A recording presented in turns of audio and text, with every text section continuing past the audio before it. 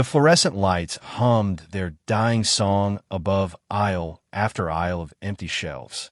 Rachel Torres stood in what had once been the new releases section of Blockbuster Video Store number 4847, watching dust motes drift through afternoon sunlight that streamed through windows no one had cleaned in years. The blue and yellow sign outside still worked, somehow, flickering on at dusk like a ghost refusing to acknowledge its own death. "Ma'am, I need to be clear about something." The realtor, whose name Rachel had already forgotten, adjusted his tie nervously. "This property has been on the market for 18 months. The chain went bankrupt in 2013. This particular location closed in 2014. It's been sitting empty ever since." Rachel knew all this, had researched it obsessively during the 3 sleepless nights since she'd seen the listing. 2,400 square feet of retail space in a dying strip mall. Asking price, $45,000. She had $47,000 to her name. Her entire life savings, accumulated over 8 years of working double shifts at St. Catherine's Hospital, supplemented by weekend catering gigs and every tax refund she'd ever received. "The roof leaks," the realtor continued, clearly trying to talk her out of this. "The HVAC system is shot. The plumbing probably needs replacing. You'd be buying a building that requires at least another $100,000 just to make it habitable for any business." "I understand." Rachel's voice came out steadier than she felt. Behind her, Miguel, her 10-year-old son, was exploring the store with the enthusiasm of an archaeologist discovering a tomb.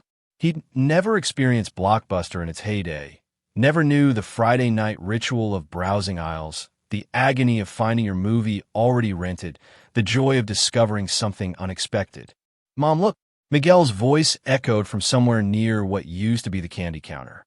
The shelves still have the genre labels. Horror, comedy, drama. It's like a museum. The realtor sighed, recognizing a lost cause. "Why would you want this? I mean, respectfully, what could you possibly do with an abandoned video rental store in 2024? Rachel had asked herself the same question 1,000 times. The practical answer was nothing. There was no business model, no plan, no logic to buying a defunct Blockbuster in a strip mall where half the other stores were also vacant. The Target next door had closed 2 years ago. The Subway was boarded up. Only a nail salon and a struggling pizza place remained, and both looked ready to surrender any day. But Rachel wasn't thinking practically. She was thinking about the email that had arrived 3 weeks ago, the one she'd almost deleted as spam, the one that had turned her careful, cautious world upside down. It had come from a law firm in Manhattan, Morrison and Chun, attorneys at law. The subject line read, "Regarding the estate of Marcus Chun, urgent response required." Rachel had opened it expecting a phishing scam, some elaborate trick to steal her identity or drain her meager bank account. Instead, she'd found something impossible. "Dear Ms. Rachel Torres, our firm represents the estate of Marcus Chun, who passed away on August 3rd, 2024.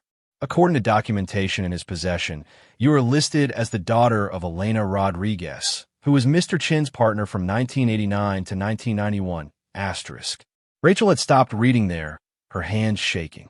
Elena Rodriguez. Her mother's name. A woman she barely remembered, who died when Rachel was 6, leaving behind a daughter, unpaid bills, and no explanation of who Rachel's father had been. Asterisk Mr. Chun has left specific instructions regarding a property and asset distribution. While DNA confirmation would be standard protocol, Mr. Chun anticipated potential complications and left detailed personal information that only someone with direct knowledge of Ms. Rodriguez could possess. Asterisk. Asterisk the inheritance consists of one commercial property located at 4847 Riverside Drive, Unit C. Mr. Chun purchased this property in 2014 and has maintained ownership through his death.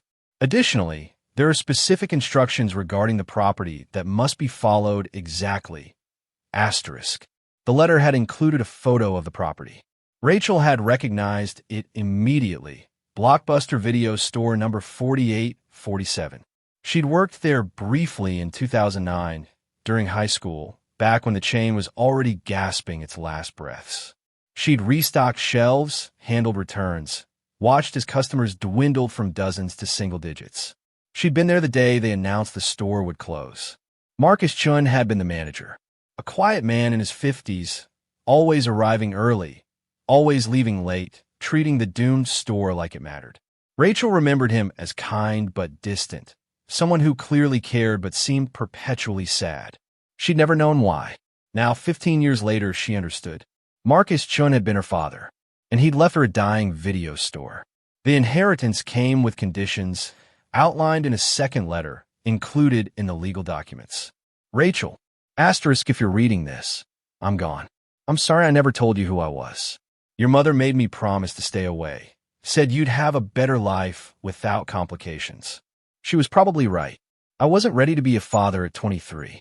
Wasn't ready to be anything except a kid working at Blockbuster, dreaming about movies I'd never make. Asterisk. Asterisk, I kept my promise until Elena died. Then I watched from a distance, making sure you were okay, proud of everything you became. I wanted to reach out 1,000 times. Never found the courage. Asterisk. Asterisk, so this is what I can give you. The store where I met your mother, where we fell in love during inventory nights and closing shifts. Where you worked for 6 months, never knowing your father was the manager asking about your classes. Asterisk. Asterisk, there's something in the store, Rachel. Something I protected for 30 years. Under the manager's office, beneath the carpet, there's a floor vault. The combination is your mother's birthday, 07-14-1970. Asterisk. Asterisk, what's inside isn't mine. Never was. But it's yours now. What you do with it will define who you are more than anything I could have taught you. Asterisk. Asterisk, I'm sorry for the mystery. Sorry for the absence. Sorry for leaving you with more questions than answers. Asterisk. Your father, Marcus. Rachel had read the letter 50 times. Cried over it. Raged at it. Researched Marcus Chun and found nothing but the mundane details of a life lived quietly. Manager of Blockbuster number 4847 from 1989 to 2014, never married, no other children, died of a heart attack at 65 while watching a documentary about the history of cinema. The law firm had been clear. She could inherit the property, but she had to visit it, had to open the vault herself. They couldn't do it remotely, couldn't simply liquidate the asset. Marcus's will specified that Rachel had to go there, had to see the store, had to choose what to do with what she found. So here she was, 2 weeks later, using her life savings to buy an abandoned Blockbuster because a father she'd never known asked her to. I'll take it, she told a realtor, who looked like she'd just announced plans to buy the moon. You'll take it. The abandoned, water-damaged, probably rat-infested former video store. I'll take it. The closing took 3 days, expedited because the property owner, some corporate liquidation company, was desperate to unload a liability. Rachel signed papers in a law office that smelled like old coffee and defeated dreams, transferred her savings to buy 2,400 square feet of failure. Miguel thought it was the coolest thing ever. We own a Blockbuster, Mom. Nobody owns a Blockbuster anymore. We're like historically significant. Rachel's sister Isabella was less enthusiastic. They met for coffee the morning after closing, and Isabella's disapproval was so thick you could spread it on toast. You spend your entire savings on what, Rachel? A building you can't use, in a location nobody wants, because some man who was never in your life left you a cryptic letter? He was my father. He was a stranger who worked at Blockbuster. That doesn't make him your father. You know what makes someone a father? Being there, changing diapers, going to parent-teacher conferences, paying for your daughter's field trips when you're working 3 jobs and can barely afford groceries. The words hit harder because they were true. Rachel was 31 years old, a single mother working 60-hour weeks to keep Miguel in a decent school district and clothes that fit, in a life that looked stable even when it wasn't. She'd been 19 when she'd gotten pregnant, 20 when she'd given birth, alone because Miguel's father had vanished the moment he'd heard the word baby. Just like Marcus had disappeared from Elena's life. History repeating itself. I know it seems crazy, Rachel admitted, stirring sugar into coffee she couldn't afford. But there's something in the store. Something Marcus left me. Something important enough that he bought the entire property just to protect it. What kind of something? I don't know yet. But but he left instructions about a vault under the manager's office. Isabella's expression shifted from disapproval to concern. Rachel, this sounds like the setup to a horror movie. What if it's dangerous? What if he was involved in something illegal? Then I'll deal with it. But I have to know, Izzy.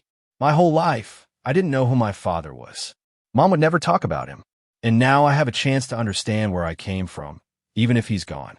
They'd left it there, Isabella unconvinced but unwilling to fight. Rachel had returned to the small two-bedroom apartment she shared with Miguel, stared at the paperwork proving she now owned a monument to obsolescence, and wondered what the hell she'd gotten herself into. The first visit to the empty store happened on a Saturday morning. Rachel had arranged for Miguel to stay with Isabella, wanting to face whatever was in that vault alone. She drove to the strip mall in her 2011 Toyota Corolla, its check engine light flickering like a premonition.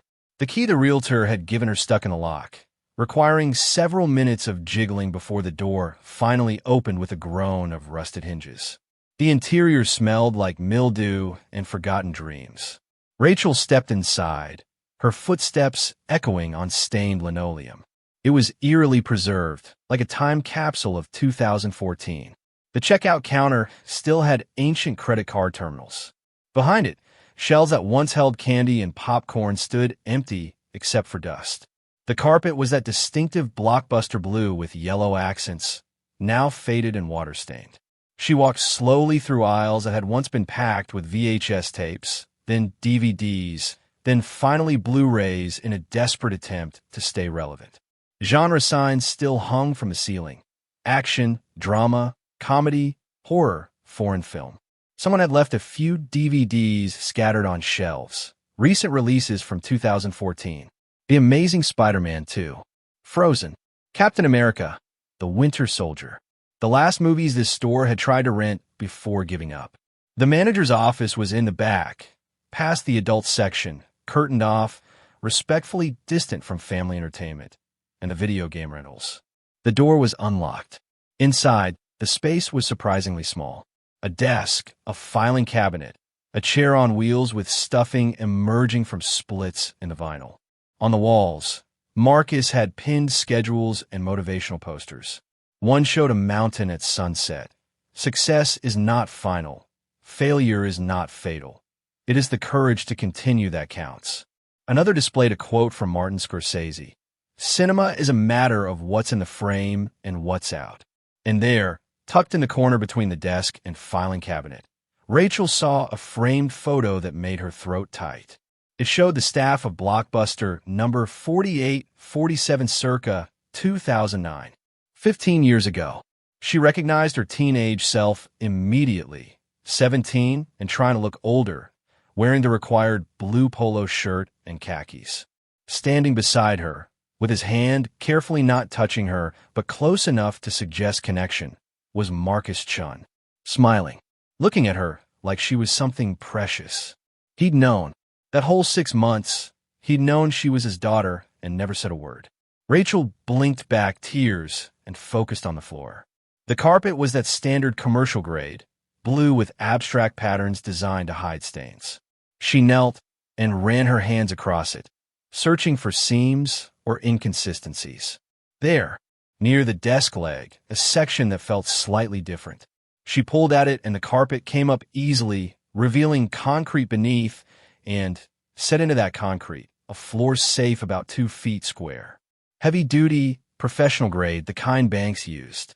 The combination lock had 4 wheels. Rachel's fingers trembled as she entered the numbers. July 14th, 1970. Her mother's birthday. The date Elena Rodriguez had entered the world, never knowing she'd leave it at 32, leaving behind a daughter and a lover who'd kept his distance. The lock clicked. The wheel turned. Rachel pulled the heavy door open. Inside the safe was darkness and the smell of old paper. Rachel used her phone flashlight to peer inside. What she saw made her breath catch. The safe was packed with papers. Documents, folders, envelopes, all carefully organized and labeled. Rachel pulled out the first stack, her hands shaking. Bearer bonds. Dozens of them. Maybe hundreds.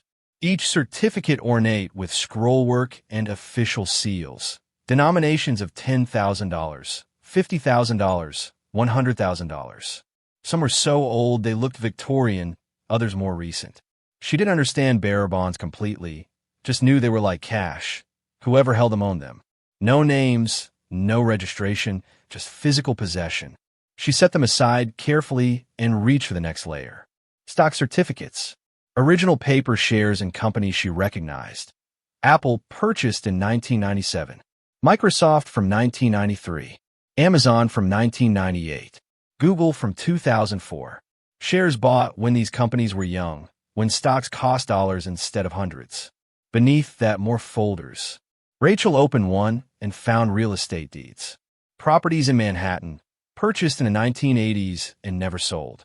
Addresses she'd have to look up, but the paperwork looked official, notarized, real. Another folder held something different, photographs.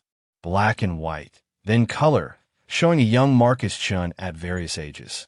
In some, he stood beside people Rachel didn't recognize. In others, he was alone, always in what looked like the same Blockbuster, or maybe different Blockbusters across decades. But one photo stopped her cold. It showed Marcus and Elena, clearly taken in this very store. They were young, maybe 23, standing by the checkout counter. Elena's hand rested on her very pregnant belly. Marcus's hand covered hers. They looked happy. They looked like people who thought everything would work out. On the back, someone, Marcus probably, had written, Elena, 8 months. Our last shift together before everything changed. Rachel's vision blurred with tears. Here was proof that she'd been wanted once, by two people who'd loved each other enough to create her.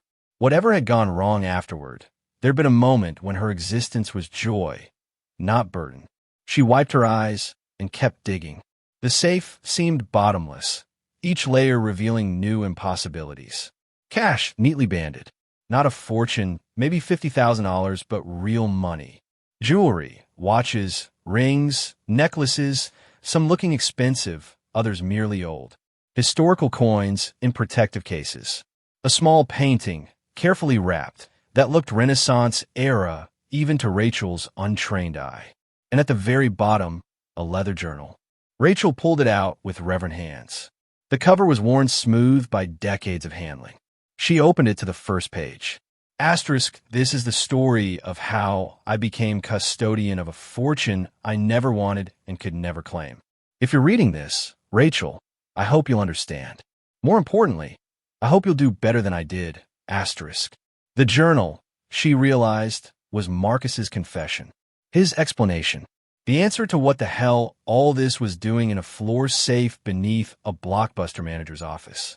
Rachel sat on the dusty floor, surrounded by impossible wealth, and began to read her father's story. Asterisk, it started in 1989. I was 23, manager of this store for exactly 6 months, promoted because I showed up on time and cared about alphabetizing the horror section properly. That's all it took back then. Basic competence could make you management. Asterisk. Asterisk Elena started in March. She was beautiful, smart, funny, and completely unimpressed by my title. We fell in love during inventory counts. Started dating in May. By July, she was pregnant. By August, she'd broken up with me. Asterisk. Asterisk, she said I wasn't ready. She was right. I was a 23-year-old Blockbuster manager with a liberal arts degree and no ambition beyond making sure Friday night returns got processed efficiently. Elena deserved better. You deserve better. Asterisk. Asterisk, she made me promise to stay away. Said you'd have a better life without complications. I agreed because I was young and scared and convinced she was right. Asterisk. Then, 3 months before you were born, something happened that changed everything. Mr. Patterson came into the store. Rachel turned the page, fascinated despite herself. The handwriting was careful, Marcus clearly writing this over time, adding entries like diary entries. Asterisk, Mr. Patterson was a regular. Older gentleman, maybe 70, always rented classic films. Hitchcock, Kurosawa, Bergman. We'd talk about cinema for hours when the store was slow. He was lonely, I think. His wife had died. His kids never visited. Asterisk. Asterisk, one Tuesday evening in November 1989, he rented Citizen Kane for maybe the 20th time. I asked if he ever got tired of it. He said some things bear repeated viewing because they contain truths you can only understand at different stages of life. Asterisk. Asterisk, then he asked if we could talk privately. Said he had something important to discuss. Asterisk. Asterisk, we went to this office. Yes, the same one you're probably sitting in now. He closed the door and told me a story I didn't believe at first. Still not sure I believe it, even though I've spent 30 years living with its consequences. Asterisk. Asterisk, Mr. Patterson's full name was James Patterson. In the 1950s, he worked for the Manhattan District Attorney's Office as a forensic accountant. His job was tracking money in organized crime cases, following paper trails, connecting transactions to criminal enterprises. Asterisk. Asterisk, in 1957, he was assigned to a major racketeering investigation. The target was someone powerful. Patterson never told me the name, said it was safer for both of us if I didn't know. But this person had accumulated wealth through decades of illegal activities. Extortion, fraud, money laundering, activities that generated millions. Asterisk. Asterisk, the investigation uncovered accounts, assets, properties, evidence of a fortune built on crime. But before they could seize it, before they could bring charges, someone tipped off the target. The assets vanished, liquidated overnight. Asterisk. Asterisk, Patterson spent years trying to track where the money went. He followed leads that went nowhere, chased rumors that never panned out. The case eventually closed. The target died of natural causes in 1969, taking secrets to the grave. Asterisk.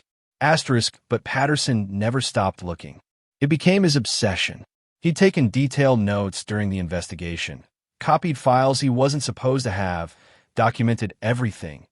Asterisk. Asterisk, and eventually, through sources he never explained, he found it, or most of it. The fortune had been converted to bearer bonds, stock certificates, property deeds, gold, jewelry, portable wealth that existed in physical form. No names attached, no way to trace, and it had been hidden. Asterisk. Asterisk, Patterson found the hiding place in 1973. But by then, he was retired. The case was closed.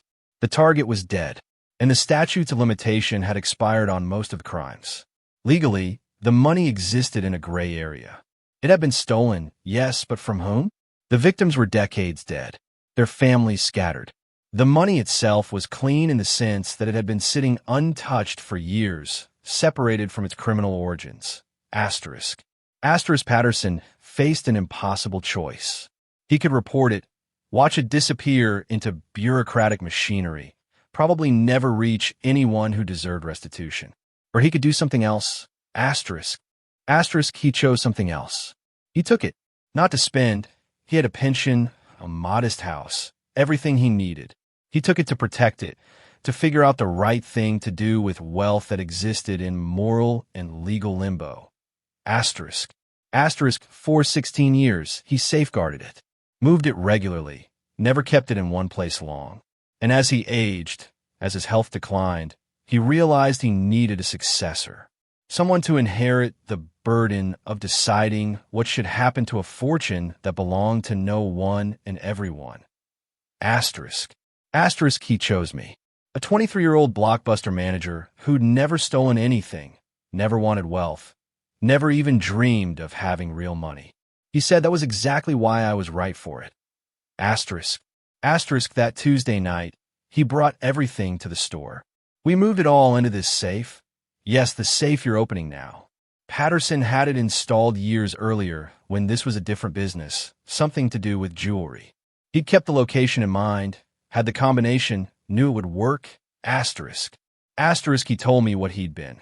Custodian of stolen wealth, guardian of someone else's crimes, protector of assets that could never be claimed legitimately. And he asked me to continue the work, to keep it safe, to decide, someday, who deserved it. Asterisk. Asterisk, I said yes. I don't know why. Maybe because Elena had just left me. Maybe because I felt powerless and this gave me secret power.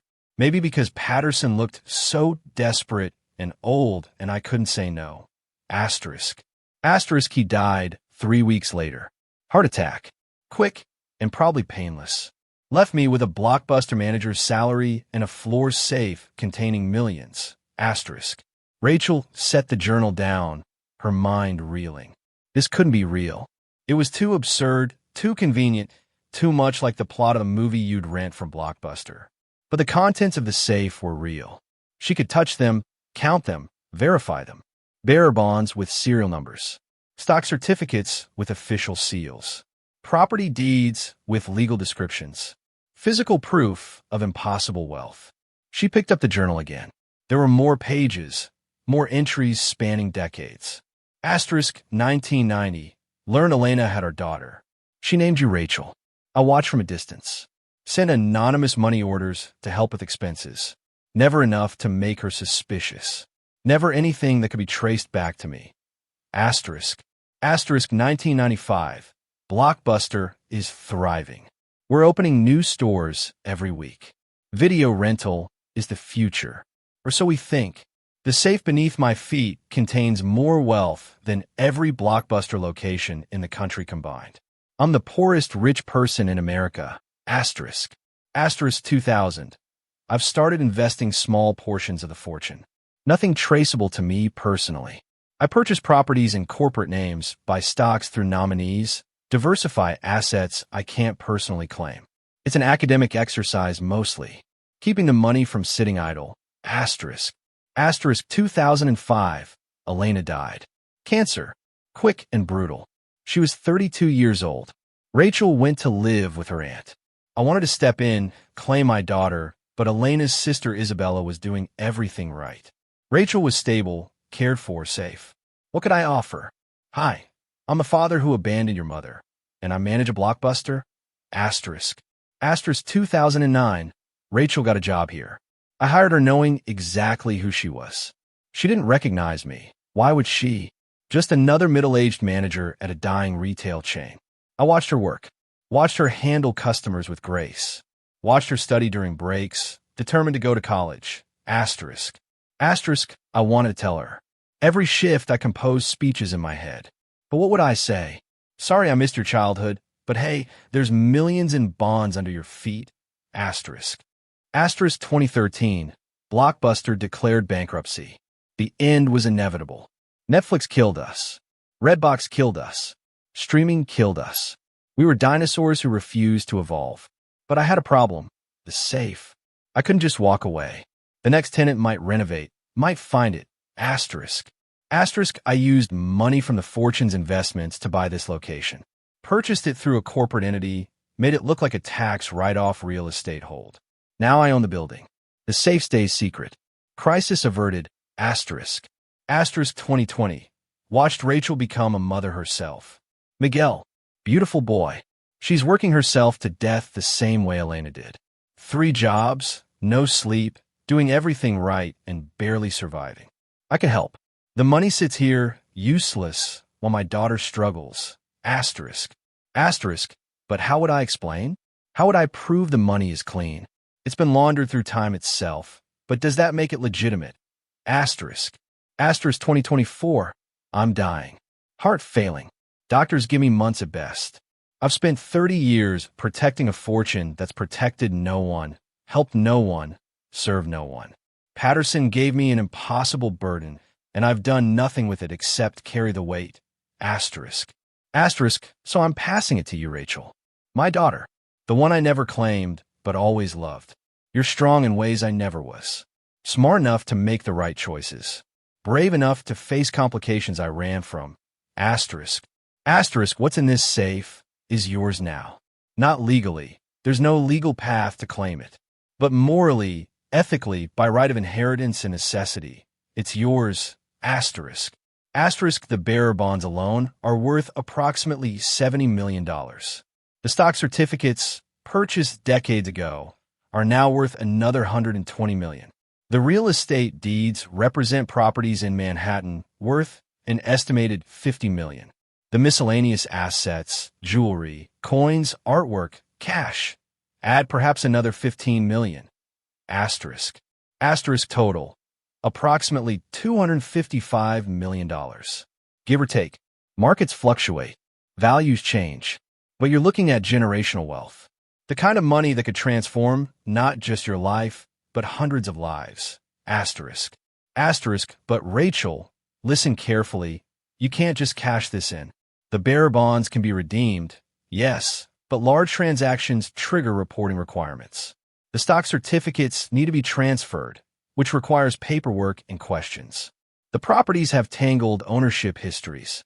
The jewelry and artwork might be stolen, though Patterson never confirmed that. Asterisk. Asterisk, converting this fortune into usable money would take years, require lawyers, risk questions about origin. You need to be smart, patient, and careful. Asterisk.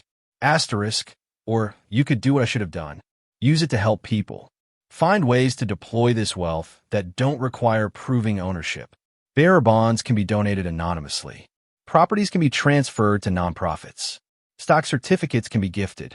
Cash is cash. Asterisk. You could be what Patterson and I never were. Someone brave enough to accept that this money exists in an ethical gray zone and wise enough to push it toward the light. Asterisk, I'm sorry I'm giving you this burden. Sorry I wasn't there for your childhood. Sorry for being a coward who managed a Blockbuster and hid millions beneath my feet while the woman I loved struggled and died. Asterisk. Asterisk, but maybe, just maybe, this can become something good. Maybe you'll find a way to turn stolen wealth into justice. Ill-gotten gains into second chances. A Blockbuster manager's shame into his daughter's triumph. Asterisk. Asterisk, I believe in you, Rachel. I always have. Asterisk. Your father, Marcus Chun. Rachel closed the journal with shaking hands. Around her, the impossible fortune lay scattered across the office floor. Bearer bonds worth $70 million. Stocks worth $120 million. Properties, artwork, jewelry, cash. $255 million. Hidden beneath an abandoned Blockbuster. Protected for 30 years by a father she'd never known. She should call someone. The police, maybe. The FBI. Report finding this. Wash her hands of it. Walk away clean. But Marcus was right about one thing. Where would it go? Into government custody? Tied up in legal battles about ownership and origin? Frozen for decades while lawyers argued? Or she could do something different. Something brave. Something her father had been too scared to attempt. She could use it, carefully, intelligently, in ways that didn't require proving ownership. Anonymous donations. Untraceable gifts. Second chances for people who needed them as desperately as she had. Rachel stood, her decision made. She'd spent $45,000 buying this building to inherit $255 million she couldn't legally claim. The universe had a twisted sense of humor. But maybe that was the point. Maybe the universe was testing her, asking what she'd do with power she wasn't supposed to have, wealth she couldn't rightfully claim. A fortune built on crime, but separated from its origins by time and death and one man's obsessive guardianship. She pulled out her phone and called the only person she trusted with impossible situations. Izzy, it's me. Remember how you thought I was crazy for buying the Blockbuster?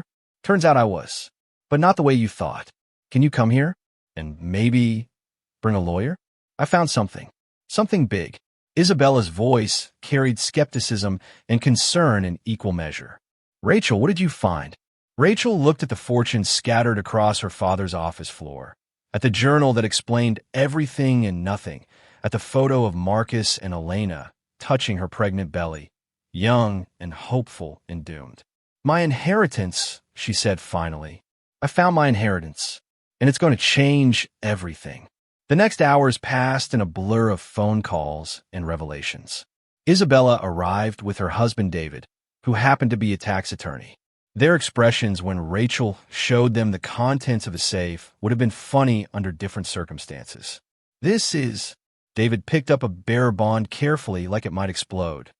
This is $70,000. Just this one piece of paper. There are more. Rachel gestured to the stacks. A lot more. Jesus Christ. Isabella sat heavily in Marcus's old desk chair. Rachel, this is insane. Where did it come from? Rachel handed her the journal. Read this. All of it. Then tell me what we do. While they read, Rachel organized the contents methodically. She photographed everything, cataloged serial numbers, made detailed lists. Years of hospital administrative work had taught her the value of documentation. If she was going to do something with this fortune, she needed to understand exactly what she had. The bearer bonds were the clearest asset. Paper certificates, each promising payment of its face value to whoever possessed it. Most were old, issued in the 1960s and 70s by corporations that still existed. They could be redeemed for cash, though probably not all at once without triggering scrutiny. The stock certificates were more complex. Original paper shares in companies like Apple and Microsoft, purchased decades ago before electronic registration became standard. They need to be transferred through specialized services, processes that would take time and raise questions about provenance. The real estate deeds were even trickier. Properties in Manhattan, purchased in the 1980s under corporate names that had long since dissolved. Rachel would need a real estate attorney just to untangle ownership, much less transfer or sell. The miscellaneous items, jewelry, coins, artwork, cash, were wild cards. Some might be stolen property. Others were probably clean. Determining which would require appraisals and research. When Isabella and David finally finished reading the journal, they looked shell-shocked. "This is stolen money," David said carefully, his legal training making him precise. "It was stolen in the 1950s, rediscovered in the 1970s, and hidden by a forensic accountant who couldn't figure out what to do with it. And now it's hidden by a Blockbuster manager who couldn't figure out what to do with it," Isabella added. "And that Blockbuster manager left it to his daughter." She looked at Rachel. "What are you going to do with it?" "I don't know yet, but I know what I'm not going to do. I'm not going to report it and watch it disappear in a government bureaucracy. I'm not going to sit on it for another 30 years, paralyzed by fear." "You could go to prison," David warned. "Converting stolen property, even decades-old stolen property, is still a crime. Is it stolen if the original thief died 50 years ago and the victims are all gone? Legally? Maybe. Ethically?" David shrugged. "I don't know. This is philosophy, not law." Rachel looked at the fortune again, all that wealth compressed into paper and metal and documents that proved ownership of things no one could legally claim. Marcus had called it a burden. Patterson before him had called it the same. Both men had spent years protecting it, moving it, hiding it, never using it. "I'm going to do what they couldn't," Rachel decided. "I'm going to make it matter. I don't know how yet, but I'll figure it out." Isabella stood, crossing to her sister. "We'll figure it out. You're not doing this alone. I can help structure some things," David offered, his lawyer brain clearly working through possibilities. Anonymous donations are legal. Gifts can be made without revealing source. There are ways to deploy wealth without claiming it. "But we need to be careful," Isabella insisted. "Really careful. If the wrong people find out about this, if authorities start asking questions we can't answer, then we don't tell the wrong people," Rachel said simply. "We keep it secret. We move slowly. We help people in ways that can't be traced back to here." She picked up the photo of Marcus and Elena, young and in love and creating her. "My father spent 30 years being afraid. I don't want that. I don't want to die knowing I had the power to help and chose fear instead." Over the next weeks, Rachel became an expert in things she'd never imagined needing to understand. Bearer bonds, stock registration, anonymous donation protocols, charity structures, foundation law. David connected her with specialists, all carefully siloed so no single person understood the full scope of what they were doing. An estate attorney to help navigate the property deeds. A financial advisor experienced in legacy assets. A charitable giving expert who asked no questions about source and focused only on impact. The first test came with the bearer bonds. Rachel selected one worth $50,000, taking it to a redemption specialist David had found. The process was surprisingly straightforward. Present the bond, provide identification, receive payment. The specialist asked no questions about where a 30-year-old hospital administrator had obtained a 1970s corporate bond. People inherited strange things. Estates contained forgotten assets. No one cared. The $50,000 became seed money for everything that came next. Rachel paid off Miguel's school fees that had been bleeding her budget. Bought him new shoes that fit, winter coat that wasn't hand-me-down. Paid 3 months ahead on rent, bought groceries without calculating every purchase. For the first time in her adult life, Rachel experienced something close to financial peace. Not security, she was far from secure, sitting on stolen wealth she couldn't claim, but space. Room to breathe. The absence of constant panic about next week's bills. But the real work was just beginning. Rachel started small. Anonymous donations to Isabella's kids' school, funding field trips for children whose families couldn't afford them. Cash gifts to the nail salon owner in her strip mall, left in an envelope with a note, for your daughter's college fund. Money orders to the pizza place, helping them afford repairs that might keep them open another year. Each gift was careful, untraceable, plausibly deniable. Rachel became a ghost benefactor, improving lives through secret wealth only she and her tiny circle knew existed. But she wanted to do more. The bearer bonds represented $70 million. 70 million chances to make someone's impossible situation possible. And sitting on it, afraid to act, would make her no different than Marcus and Patterson. The idea came to her one night while watching Miguel do homework at their kitchen table. He was struggling with math, getting frustrated, about to give up. When something's hard, Rachel told him, you break it into smaller pieces. You don't solve the whole problem at once. You solve one part, then another, then another. Miguel had nodded, returning to his equations with renewed focus. And Rachel had realized that was how you deployed secret millions. Not in one dramatic gesture that would attract attention, but in countless small acts that added up to transformation. She started the Rachel Torres Foundation the next month, working with David to structure it carefully. The foundation was funded by anonymous donors interested in supporting single parents. Its mission was simple: help people hanging on by their fingernails, give them enough support to climb instead of just survive. The first grant went to a single mother working 3 jobs, just like Rachel had been. $5,000, anonymous, no strings attached. Just a letter: someone believes in you. Use this to breathe. The second went to a young father struggling after his partner left. $10,000 with the same message. The foundation grew slowly, funded by bearer bonds Rachel redeemed one at a time, careful never to trip reporting thresholds, never to establish patterns that might attract scrutiny. She worked with advisors to diversify, to create funding streams that looked legitimate. Some of the stocks were sold, small amounts carefully timed. Properties were donated to nonprofits who could use them without asking complicated questions about origin. 6 months after finding the fortune, Rachel quit her hospital job. Not because she didn't need the money. The foundation paid her a modest salary that was less than she'd earned working 3 jobs, but enough. She quit because running the foundation became her full-time work, her calling, her answer to the question Marcus had left her. What will you do with this burden? The Blockbuster building became the foundation's headquarters. Rachel cleaned it up, renovated the interior, kept the iconic blue and yellow exterior as a reminder of where this all began. People thought it was quirky, repurposing a failed video store as nonprofit space. No one suspected that beneath the carpet in the former manager's office, a floor safe had once held a fortune that was now quietly transforming lives. You've helped 70 families in 6 months, Isabella told her over coffee one morning, reviewing the foundation's impact reports. Single parents, struggling families, people on the edge who just needed a push to get stable. 70 families, Rachel repeated. That's using maybe 3 million of the fortune. We have 252 million more to deploy. That'll take decades. Good. It should take decades. This isn't about spending fast.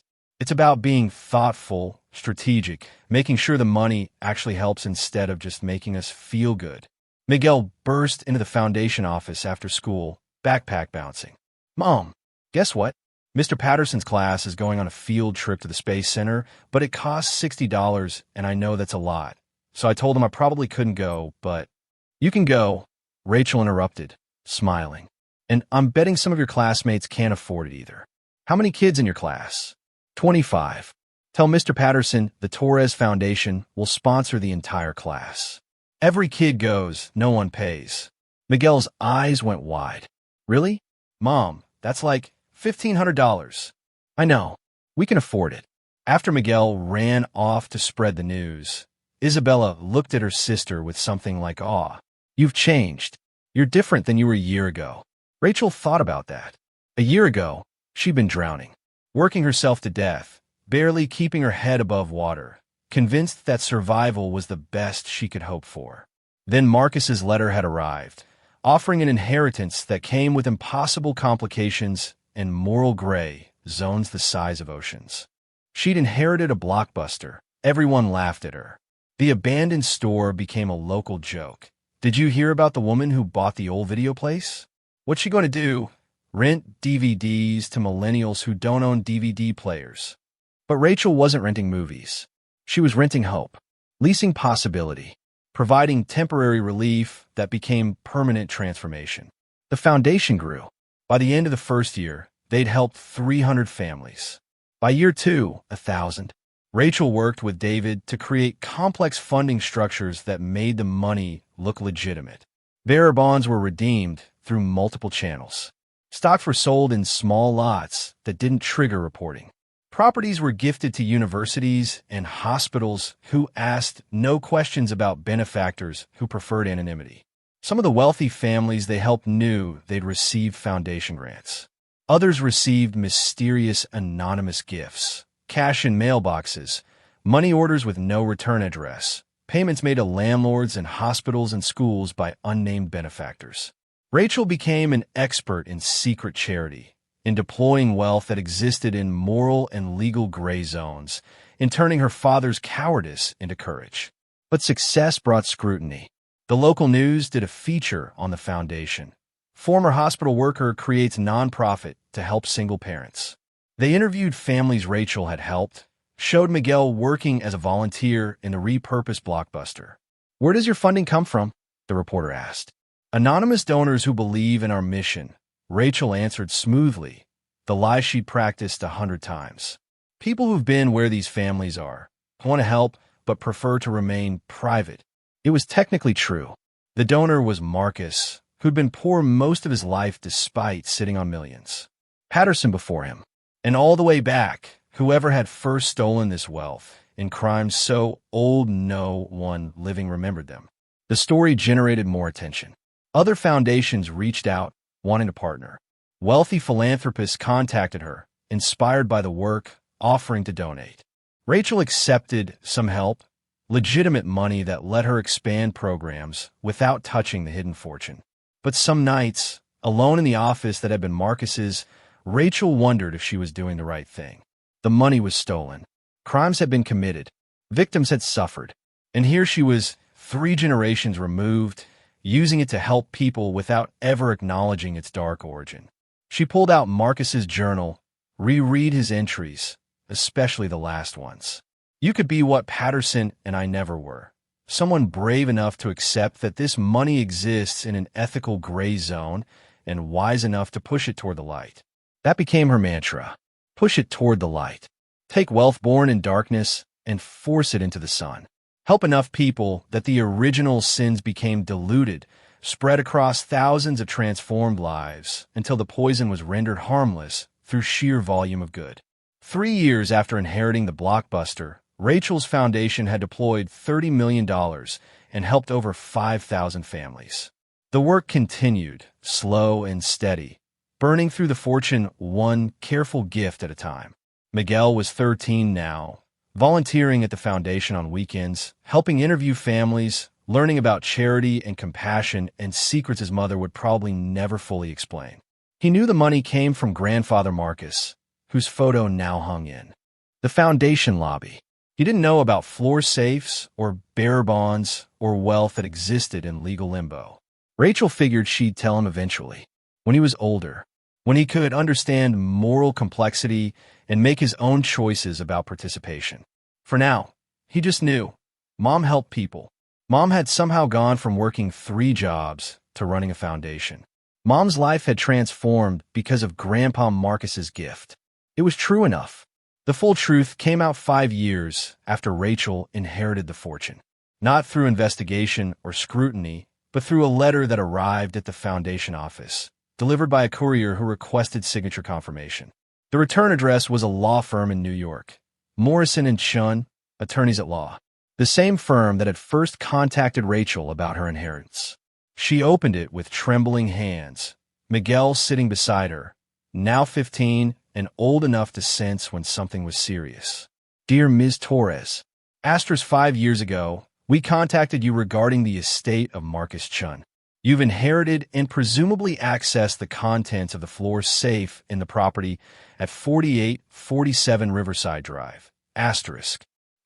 We are writing to inform you that Mr. Patterson, James Patterson, the man who entrusted those assets to Mr. Chun, left a separate set of instructions to be delivered 5 years after the inheritance was claimed. He believed 5 years was enough time for any inheritor to demonstrate their character through their choices. Asterisk enclosed is a letter from Mr. Patterson, written in 1989. He requested to be given to whoever ultimately inherited the burden he'd carried for so long. Asterisk. Rachel's heart hammered as she opened the second envelope. The paper was yellowed with age, the typewriter font characteristic of the 1980s. To whoever reads this, asterisk if you're receiving this letter, it means 35 years have passed since I gave the fortune to Marcus Chun. It means Marcus gave it to someone else. It means you've had 5 years to decide what to do with wealth that belongs to no one and everyone. Asterisk. I'm writing this in 1989, knowing I'll be dead long before you read it. Strange to address someone who doesn't exist yet, who'll inherit a burden I couldn't resolve. Asterisk. I spent 16 years protecting that fortune, trying to determine the right thing to do. I considered donating it to charity, but how do you explain where millions in bearer bonds came from? I considered returning it to the government, but to what end? The crimes were 50 years old, victims long dead. Returning it would just feed bureaucracy. Asterisk in the end, I did what cowards do. Passed the burden to someone else. Made it Marcus's problem instead of mine. Asterisk, but I also left this letter. These instructions, because I did figure out something important in those 16 years. Wealth has memory, but it can also have redemption. Asterisk, the money you found was stolen in the 1930s and 40s through extortion, fraud, and various organized crime activities. Hundreds of people were victims. They paid protection, money, had property seized, businesses destroyed. That wealth accumulated in the hands of someone who wielded it like a weapon. Asterisk. She wasn't sure she believed that. Wasn't sure any amount of time made stolen wealth legitimate. But Marcus and Patterson had both believed redemption was possible. That moral gray could be pushed toward light through acts of deliberate good. What are we going to do? Miguel asked.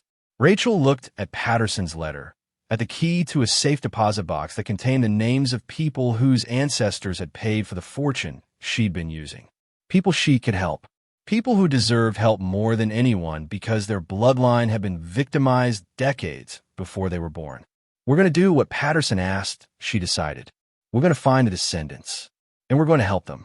Not obviously, not in ways that require explaining the connection, but we'll find them, research their situations, and use this money to make their lives better. That's going to take forever. Probably. But I've got $225 million left to deploy and apparently a mission that spans generations. We're going to push this money toward light, Miguel. One person at a time, until there's nothing left but good. Miguel was quiet for a long moment, processing. Can I help? Rachel pulled him close, grateful beyond words. I was hoping you'd ask. They traveled to Manhattan the following weekend.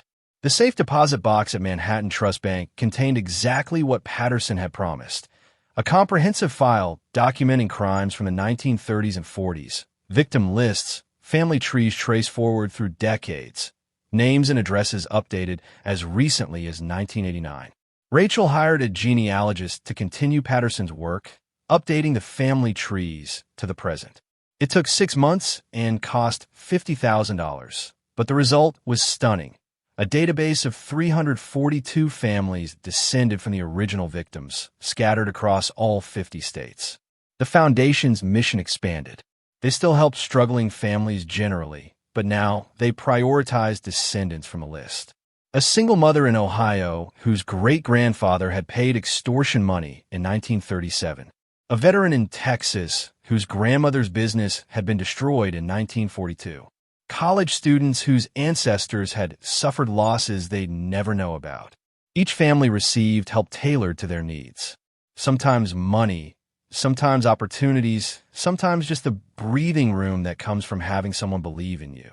And none of them ever knew why they'd been chosen, why the Torres Foundation had reached out to them specifically. It was slow work, secret work, complex and morally ambiguous work that kept Rachel awake at night, questioning every choice.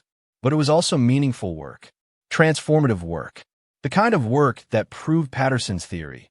Wealth could have redemption. Stolen money could be pushed toward light. And a Blockbuster manager's daughter could become the vector for cosmic rebalancing. 10 years after finding the fortune, Rachel stood in the foundation office, formerly the manager's office of Blockbuster number 4847, and looked at the empty floor safe. They deployed all of it.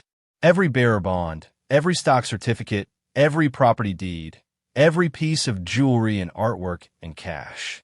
$255 million, distributed across thousands of families in ways carefully designed to avoid scrutiny while maximizing impact. The Torres Foundation had helped 12,000 families total, including 342 descendants of the original victims. Miguel was 20 now, graduating college with a degree in social work, already planning to take over the foundation when Rachel eventually retired. Asterisk, when I tracked it down in 1973, I documented every detail I could find. The investigation files from the 1950s included victim statements, lists of businesses that were destroyed, families that were ruined. I spent years creating a comprehensive record of who had suffered. Asterisk. Asterisk, that record is in a safe deposit box at Manhattan Trust Bank, box number 2745. The key is in the safe you found. The password for access is your mother's name. Marcus told me about Elena before he died, said she was important, said her daughter would be the next custodian. Asterisk. Asterisk, that record contains something important, a list of descendants. Children and grandchildren of the original victims, traced as far as I could manage through public records. By the time you read this, those descendants will be scattered across the country, most not knowing their grandparents once suffered crimes that generated the wealth you now control. Asterisk. Asterisk, this is my instruction, my hope, my prayer across time. Find them. Find the descendants of those victims, and use the fortune their ancestors paid to help them. Asterisk. Asterisk, not as restitution. That's impossible. You can't prove the connection, can't trace specific dollars to specific crimes. But as karmic redistribution, as cosmic rebalancing, as taking wealth that was torn from families and giving it back to the bloodlines it harmed. Asterisk. Asterisk, if you've spent 5 years using this money well, you've proven you could be trusted with this larger mission. If you've squandered it or hidden it like Marcus and I did, then maybe you shouldn't be trusted with what I'm telling you now. Asterisk. Asterisk, but I believe in human capacity for growth. I believe people rise to challenges. I believe whoever inherits this burden will ultimately do what I couldn't.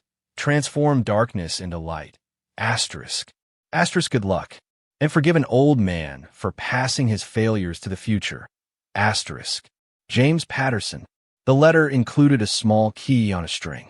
Rachel held it, her hands shaking, Miguel reading over her shoulder. Mom, he said carefully, does this mean what I think it means? That depends on what you think it means. That Grandpa Marcus's money wasn't really his. That it was stolen. That we've been using stolen money to help people. Rachel met her son's eyes, seeing judgment there, and fear, and confusion.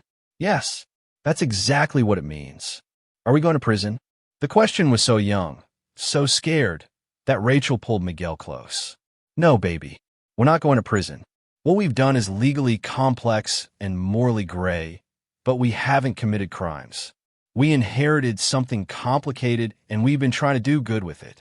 But it was stolen 70 years ago, for people who are all dead now, by a person who's been dead for 50 years. The original crime is so far removed that the money itself has become something new. Isabella visited weekly, still amazed by what her sister had built. David handled the legal complexities, ensuring everything remained defensible even if questions ever arose. But questions never came. The foundation looked legitimate because it was legitimate in the ways that mattered. They helped people. They transformed lives. They pushed wealth that had been born in darkness determinately toward light. Rachel pulled out Marcus's photo, the one showing him and Elena with her pregnant belly, young and hopeful in creating her. She'd learned everything about her father through his journal and his choices. He'd been a coward in some ways, yes. Too scared to claim his daughter. Too paralyzed to use the fortune Patterson had given him. But he'd also been brave in the way that mattered most. He believed in Rachel. Believed she'd do better than him. Believed she'd find courage where he'd found only fear. "Thank you," she whispered to the photo, to the ghost of a man who'd protected a fortune for 30 years so his daughter could have the chance to do good with it. "Thank you for the burden. Thank you for believing I could carry it. Thank you for showing me that inheritance isn't about blood. It's about what you choose to do with what you're given." The foundation continued its work, funding now coming from legitimate donors who'd learned about their mission and wanted to help. The original fortune was gone, deployed completely, transformed from hidden wealth into visible impact. But the spirit of that fortune lived on in every family they helped, every life they touched, every impossible situation they made possible. And sometimes, late at night when the office was quiet and Miguel was studying upstairs, Rachel would sit in Marcus's chair and think about the chain of custody. A criminal who stole in the 1930s. Patterson, who found it in 1973. Marcus, who protected it until 2024. And Rachel, who'd finally freed it, used it, pushed it toward the light her father and Patterson never found courage to embrace. Wealth had memory, but it also had redemption. And sometimes, the greatest inheritance wasn't money. It was permission to be brave. The call came on a Tuesday morning, 15 years after Rachel had first opened that floor safe beneath the Blockbuster. She was in the foundation office reviewing grant applications when her phone rang with an unfamiliar New York number. "Ms. Torres? This is Detective Sarah Chun with the Manhattan District Attorney's Office, Financial Crimes Division." Rachel's blood turned to ice. This was it, the moment she'd feared for 15 years. Someone had traced the bearer bonds, found inconsistencies in the property transfers, connected dots that led back to a fortune that shouldn't exist. "How can I help you, Detective?" Her voice remained steady through sheer force of will. "We're investigating a series of large anonymous donations made to various charities and individuals over the past 15 years. The patterns suggest a coordinated effort by someone with significant resources attempting to avoid detection. Your foundation has been identified as a potential intermediary." Rachel's mind raced. "Detective, the Torres Foundation operates completely above board. All our donations come from registered donors. We maintain detailed records." "I'm sure you do, which is why I'd like to meet in person. Review your documentation. Understand your funding sources." A pause. "Ms. Torres, this isn't an accusation. We're simply trying to trace money that may be connected to historical criminal activity." "What kind of criminal activity?" "That's what I'd like to discuss face to face. Are you available tomorrow?" Rachel scheduled the meeting, then immediately called David. Her brother-in-law arrived within an hour, his lawyer face already in place. "This was always going to happen eventually," he said, studying the notes she'd taken during the call. 15 years is actually impressive. Most people trigger scrutiny within 5. What do they know? Hard to say. Could be routine investigation that coincidentally intersected with your work. Could be they've been watching for years and finally have enough to ask questions. Should I be worried? David was quiet for a long moment. "Rachel, what you've done exists in a legal gray zone so vast it could swallow entire law schools. You've redeemed bearer bonds that were hidden for decades, transferred stocks with questionable provenance, donated properties that had complicated ownership histories. Any single transaction could be defensible, but taken together, they form a pattern that raises questions. Questions I can't answer without admitting I found millions in stolen money beneath a Blockbuster floor." Exactly. They spent the rest of the day preparing. David compiled every piece of documentation proving the foundation's legitimacy. Rachel reviewed the carefully constructed narrative she'd been perfecting for 15 years. Anonymous donors, private benefactors, individuals who value discretion over recognition. It was technically true. The donors were Patterson and Marcus, both valuing discretion for obvious reasons. The fact that those donors had been dead for decades and the money had criminal origins was simply detail she hadn't been asked to provide. Miguel came home that evening to find his mother and uncle surrounded by paperwork, both looking stressed. What's wrong? At 25, Miguel had grown into a confident young man. The scared 10-year-old who'd explored an abandoned Blockbuster now replaced by someone who understood moral complexity. Rachel told him about the detective. Miguel's expression darkened. So, they're coming after us? After 15 years of helping people, they're going to punish us? We don't know what they want yet. Maybe it's routine. Maybe it's nothing. Or maybe someone noticed that a hospital administrator who used to work 3 jobs suddenly runs a foundation that's distributed over $200 million. Miguel's voice carried bitterness. Maybe someone decided success, by people like us, must be criminal. He had a point. Rachel had thought about this angle before. A woman of color, from a working-class background, suddenly wielding significant charitable resources. It looked suspicious in ways that would have been celebrated if she'd come from wealth. The meeting was scheduled at the foundation office.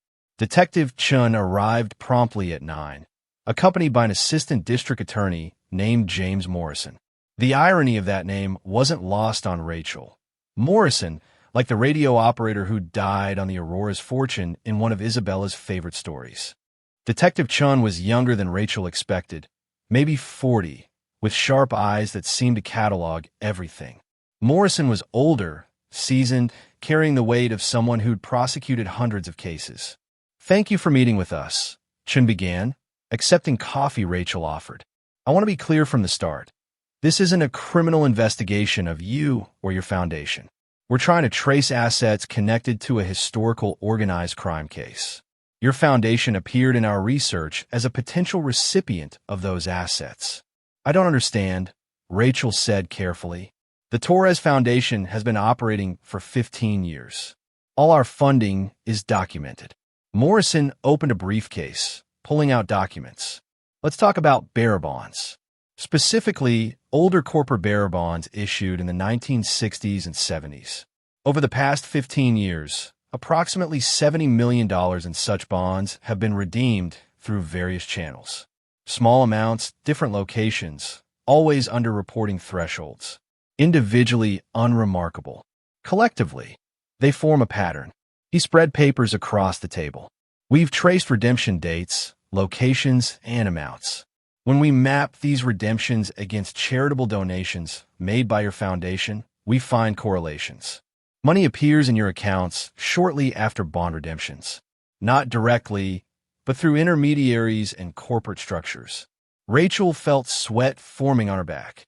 They'd been more careful than she'd realized. David had helped structure everything to be defensible, but they'd left traces. Of course they had. You couldn't move $70 million without creating patterns. "I've redeemed some older securities over the years," Rachel admitted, sticking to the script she and David had prepared. "Inherited assets from my father's estate. He was an investor who preferred physical certificates." Marcus Chun confirmed, consulting her notes. "Manager of Blockbuster Store 4847 from 1989 to 2014. Purchased this property in 2013. Died in 2024, leaving everything to you." "That's correct." Marcus Chin's tax returns show he earned a manager's salary his entire life. Never more than $50,000 annually. "We can't find records of him purchasing the bearer bonds we've traced to your redemptions. Can't find evidence of investment accounts or brokerage relationships." This was the moment Rachel had prepared for. The question that would determine everything. "My father was a private man. He managed money for others, made investments on their behalf. He didn't always keep detailed personal records." "Who were these others?" "I don't know. He died before explaining his full financial history. I inherited securities and documents that I've been liquidating carefully to fund the foundation's work." Morrison leaned forward. "Ms. Torres, we're not trying to trap you. We're trying to understand the origin of assets connected to crimes committed 70 years ago. If you inherited these assets innocently, if you've been using them for legitimate charitable purposes, then you're not our target. Then who is your target? James Patterson, Chun said, pulling out a photo of an elderly man Rachel recognized from Marcus's journal. Former forensic accountant with the Manhattan DA's office. He died in 1989, but we recently discovered evidence suggesting he had access to assets from a 1950s organized crime investigation. Assets that were never recovered or returned. Rachel's mouth went dry. They knew about Patterson, knew he'd taken the fortune. The only question was whether they could connect it forward to Marcus and then to her. I knew of Mr. Patterson, Rachel said carefully. He was a customer at my father's Blockbuster. They were friends. When my father died, I found correspondence between them. Letters about investments, asset management. I assumed it was legitimate financial advice. What did these letters say? This was dangerous territory. Too much detail would be suspicious. Too little would be evasive. That Mr. Patterson had helped my father make investments over the years. That certain assets should be used for charitable purposes. That the money had complicated origins but could still do good. Chun and Morrison exchanged glances. Morrison pulled out more documents. Ms. Torres, we've been investigating this case for 3 years. We've traced Patterson's actions in 1973 when he removed assets from evidence storage. We've tracked those assets through multiple hiding places. We've documented your father's purchase of this property and his careful maintenance of it despite no business operating here. He laid out a timeline. 1973, Patterson takes the fortune. 1989, Patterson gives it to Marcus. 2014, Marcus buys this building. 2024, Marcus dies, leaving everything to Rachel. 2024 to 2039, Rachel deploys the fortune through careful, strategic charitable work. What we have is evidence of a 70-year chain of custody. Patterson to Chun to Torres. A fortune stolen from criminals in the 1930s, discovered in 1973, protected for 50 years, and finally deployed for charitable purposes over the past 15 years. Rachel's heart hammered. If you know all this, why are you here? Morrison smiled slightly. Because we have a problem. The original crimes are so old that most statutes of limitation have expired. The criminals are dead. Many victims are dead. The money has been laundered by time itself, converted, reinvested, moved so many times that connecting specific dollars to specific crimes is impossible. But it's still stolen property, Chun continued. Legally, it should be seized and returned. Except returned to whom? The original criminal's estate? The state? Some bureaucratic fund that will sit untouched for decades while lawyers argue. Rachel began to understand. You're asking me what I think should happen. We're asking you to help us understand what has happened. And to continue it. Morrison pulled out the final document. We found Patterson's files. All of them. His investigation notes from the 1950s. His documentation of the crimes. His list of victims and descendants.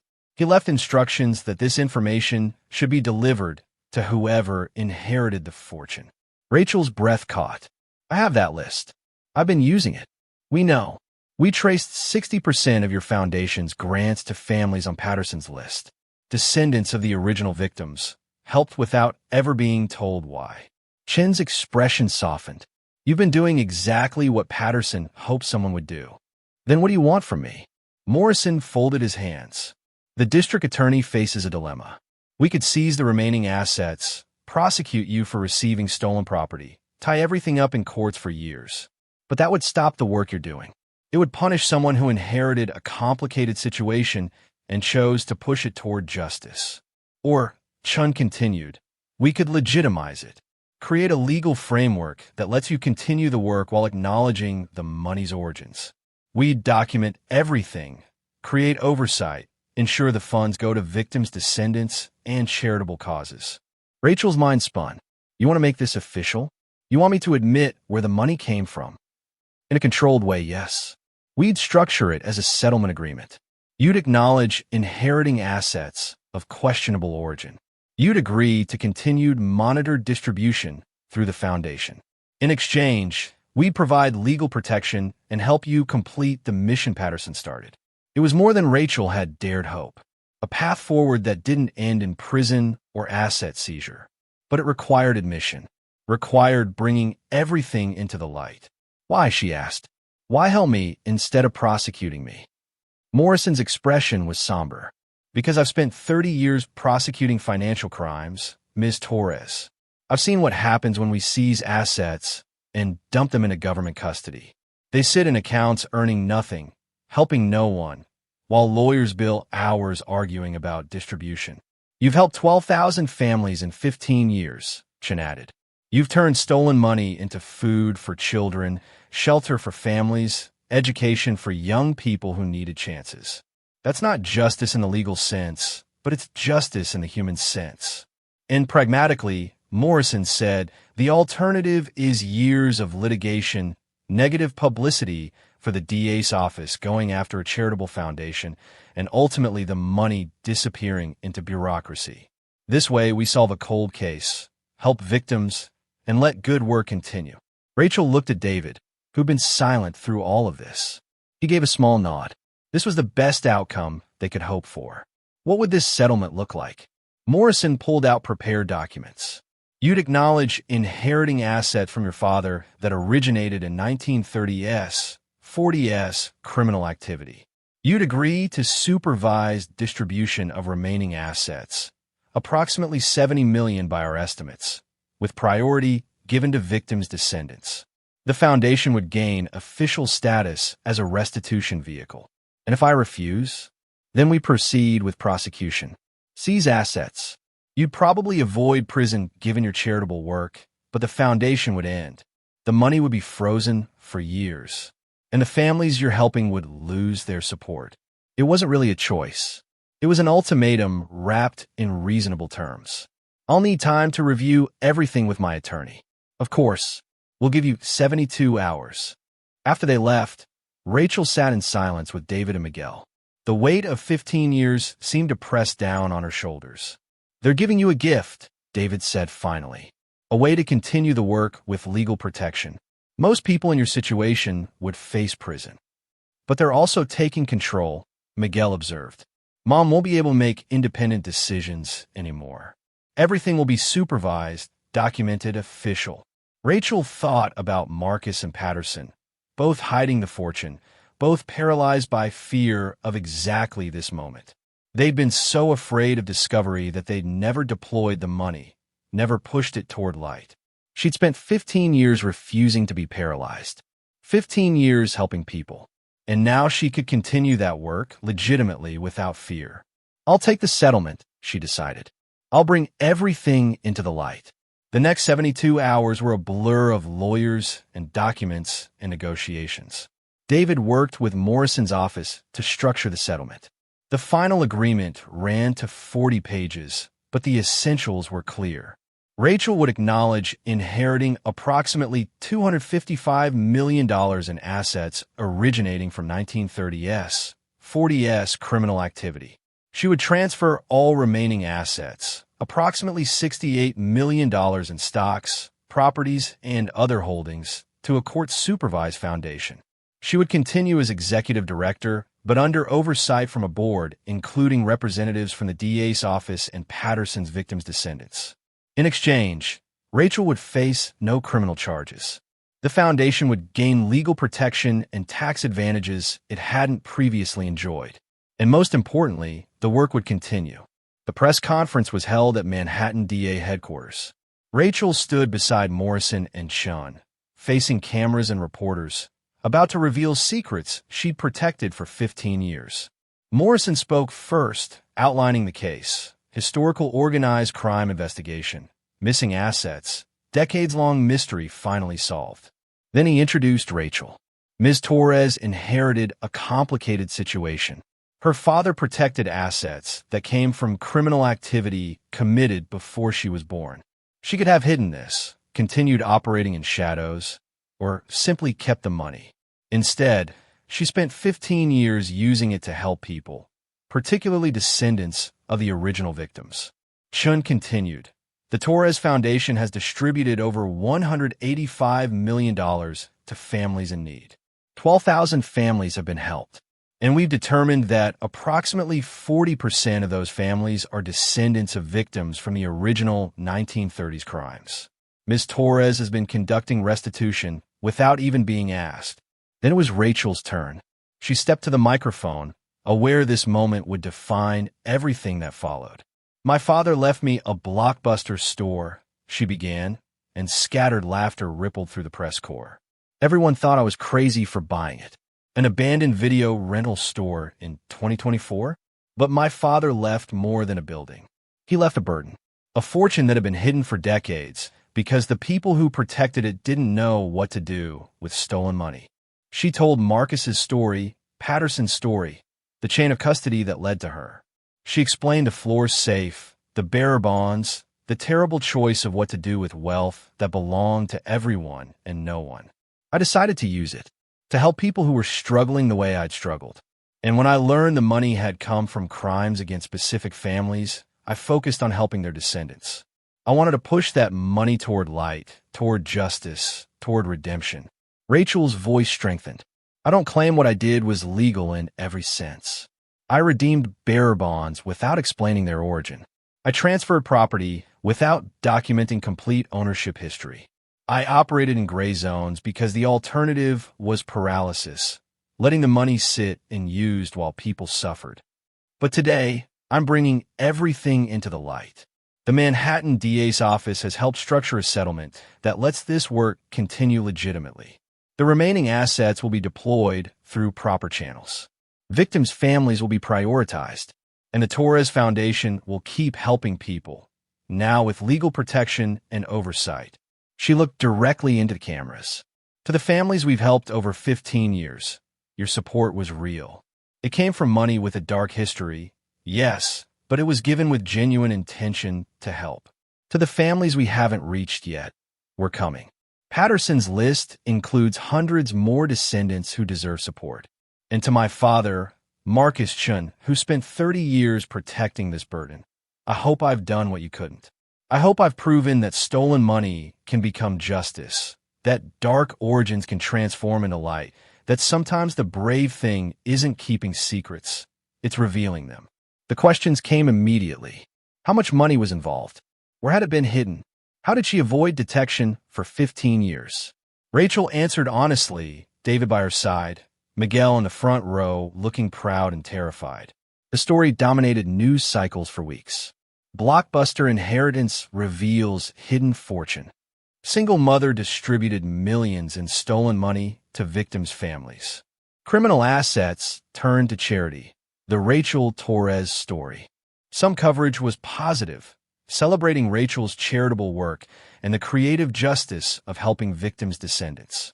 Other coverage was critical, questioning whether she should face charges, whether stolen money could ever be legitimized, whether she'd simply gotten lucky in avoiding prosecution. But through it all, the Foundation's phone rang constantly. Other victims' descendants reached out, having seen the press conference, wondering if they were on Patterson's list. Lawyers called offering help. Other foundations wanted a partner, and the families they'd already helped sent letters of support, testifying that Rachel's gifts had transformed their lives. The settlement took 6 months to finalize. In that time, Rachel worked with the newly formed oversight board to create protocols for the remaining $68 million. They established clear criteria for distributions, verification processes for descendants, and reporting requirements that would satisfy the DA's office while maintaining the Foundation's effectiveness. Miguel took a more active role, using his social work degree to develop programs for families. Isabella joined the board, providing oversight and keeping Rachel honest. And David became general counsel, ensuring every transaction was defensible. The first distribution under the new structure went to Sarah Morrison, a 58-year-old teacher in Oregon whose grandfather had been a victim in Patterson's original investigation. She'd paid for her father's cancer treatment by refinancing her house and was now facing foreclosure.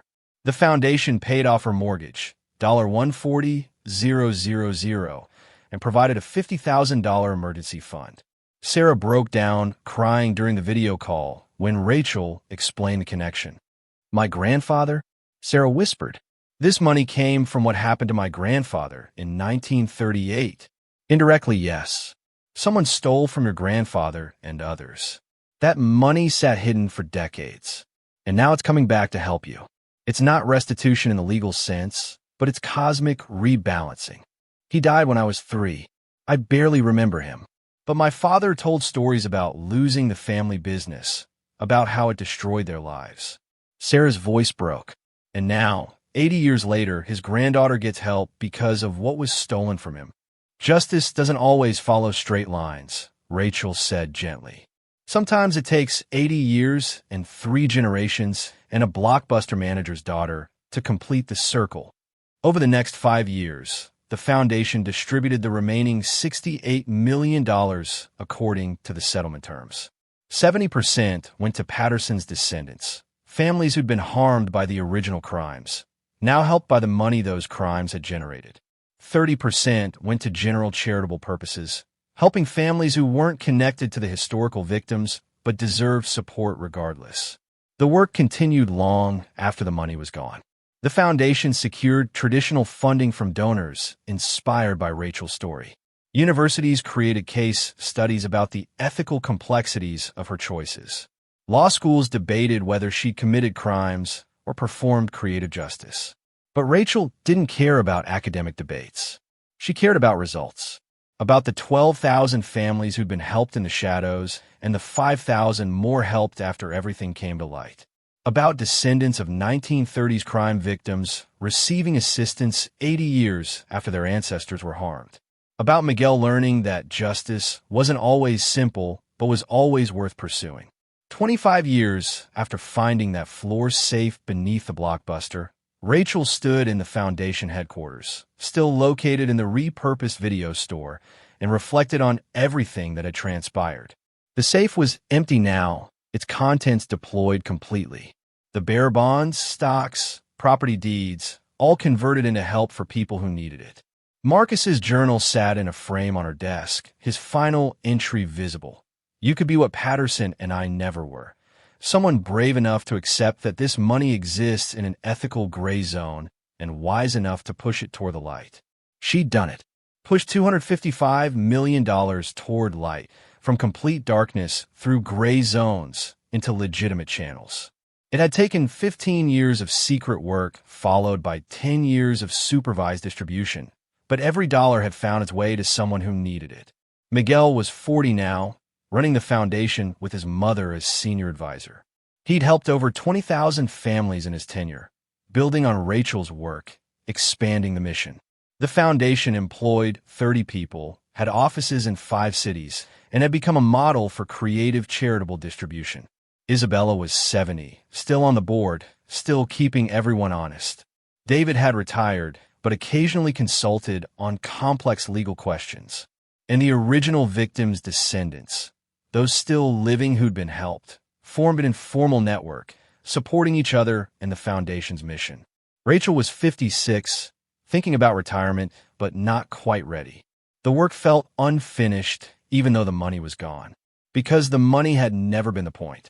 The point was proving that redemption was possible, that stolen wealth could become justice, that one person's choices could ripple across generations.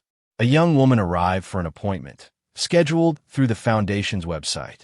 Her name was Jennifer Patterson, 24 years old, great-granddaughter of James Patterson.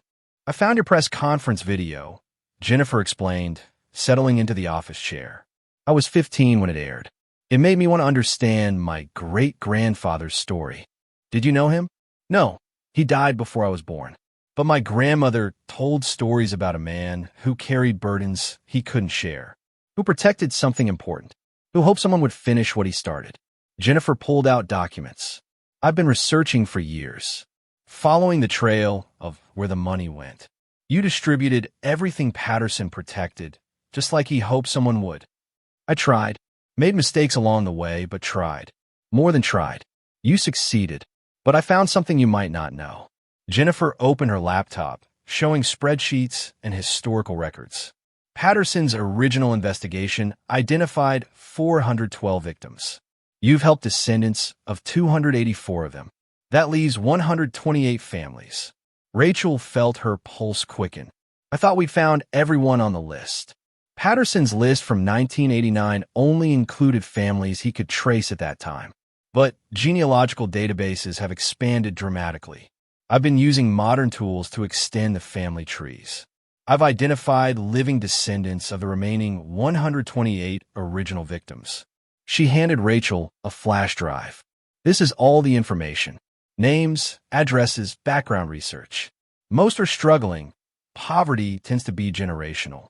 They could use the kind of help you've been providing. But the money's gone. We distributed the last of it 3 years ago. Jennifer smiled. I know. That's why I'm here. My great-grandfather left me a trust fund. Not fortune, but substantial. About $15 million.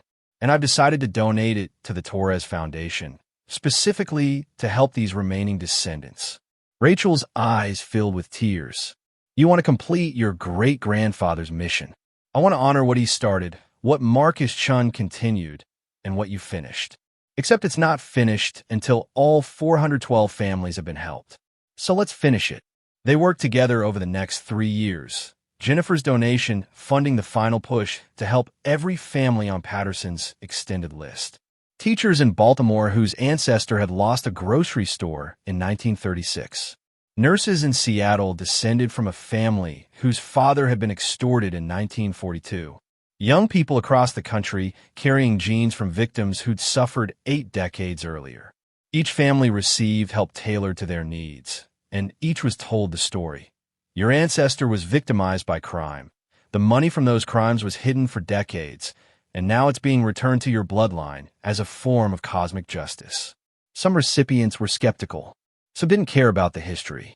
But most understood they were receiving something extraordinary, not just financial help, but acknowledgement that their ancestors' suffering mattered, that justice could take generations to arrive, but could still arrive. When the last family was helped, when the final descendant received assistance, Rachel organized a ceremony. They held in the foundation headquarters, inviting everyone involved. Families who'd been helped, board members, staff, descendants of Patterson and Marcus.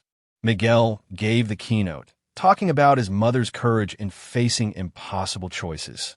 Jennifer Patterson spoke about her great-grandfather's burden and her grandmother's relief that it had finally been lifted. And victims' descendants shared stories about how the foundation's help had transformed their lives. Rachel spoke last, her voice strong despite her age. 25 years ago, I inherited an abandoned Blockbuster. Everyone laughed. Everyone thought I was foolish. But that building held a secret, a fortune that 3 generations had protected without knowing how to use. My father was too afraid. Patterson before him was paralyzed by moral complexity. But I decided fear wasn't good enough. I decided moral complexity wasn't an excuse for inaction. So I broke laws.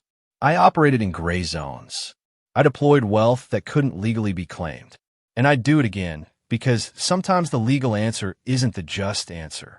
She looked around the room at faces representing 80 years of criminal justice's failure and creative redemption. We helped 17,000 families. We returned money to descendants of victims who suffered before World War II. We turned organized crime profits into college educations and medical care and housing security. We pushed darkness toward light, one family at a time, until the shadows were gone. The money is gone now. Every dollar deployed. Every bearer bond redeemed. Every asset converted to help. And I'm proud of that. Not because we were legal. We weren't always. But because we were just. Rachel's voice broke slightly. My father left me a burden. Patterson left him the same burden. And that burden crushed them both because they carried it alone, afraid to use what they protected. But I refused to be crushed. I used it. I shared it. I brought others into the mission until it wasn't my burden anymore. It was our work. And together, we proved that redemption is possible, that stolen wealth can become justice, and that sometimes the most important inheritance isn't money. It's the courage to do right with what you're given, regardless of where it came from. The room erupted in applause. 25 years of work, validated by people whose lives have been transformed. That night, alone in the office, Rachel sat at Marcus's old desk and pulled out his journal one last time. She turned to the last page, where Marcus had written his final words to her, and below them, she added her own. Dad, I did it. I used the burden you were too afraid to deploy. I helped the people you watched suffer. I brought everything into the light. Asterisk, was it legal? Not always. Was it right? I believe so. Was it worth the fear, the risk, the moral complexity? Ask the 17,000 families whose lives were changed. Asterisk, you gave me more than money. You gave me permission to be brave where you'd been afraid, to act where you'd been paralyzed, to choose justice over comfort. Asterisk, thank you for the Blockbuster. Thank you for the burden. Thank you for believing your daughter could do what you couldn't. Asterisk, the fortune is deployed. The mission is complete. And I hope you're watching, proud of what we built from the ashes of your fear. Asterisk. Love, Rachel. She closed the journal and placed it in the Foundation's archives, where future generations could learn about the 25-year journey from hidden fortune to creative justice. Outside, the old Blockbuster sign still flickered blue and yellow, a monument to obsolescence transformed into purpose. The building that everyone had laughed at, the abandoned store that seemed like the worst investment possible, had become a headquarters for one of America's most unusual charitable foundations. Rachel locked up and drove home, past the apartment where she'd once chosen between electricity and groceries, past the hospital where she'd worked 3 jobs, past the strip mall where Miguel had grown up thinking poverty was normal. Everything had changed because a father she never knew had been brave enough to give her something impossible. And she'd been brave enough to make it possible. The Blockbuster's last store hadn't been a foolish purchase.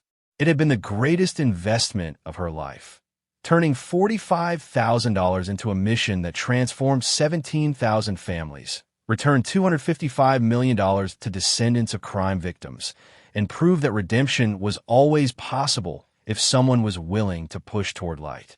They'd laughed when she bought that building, but she'd laughed last, helping people with every dollar of the fortune hidden beneath those blue carpets.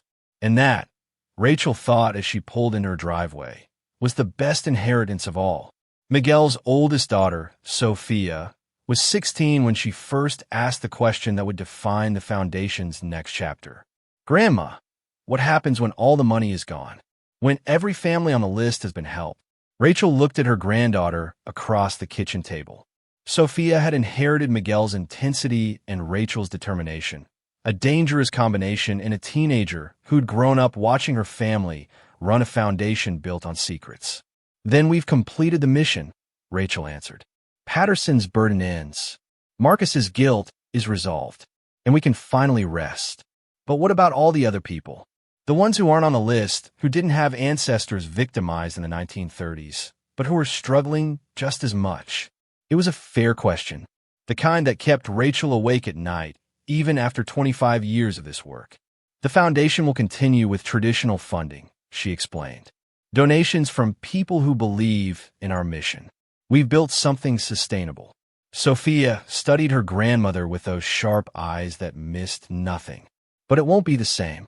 Without the fortune, without that massive resource, we'll help hundreds instead of thousands. Make small impacts instead of transformative ones. Okay, she said. Make your documentary.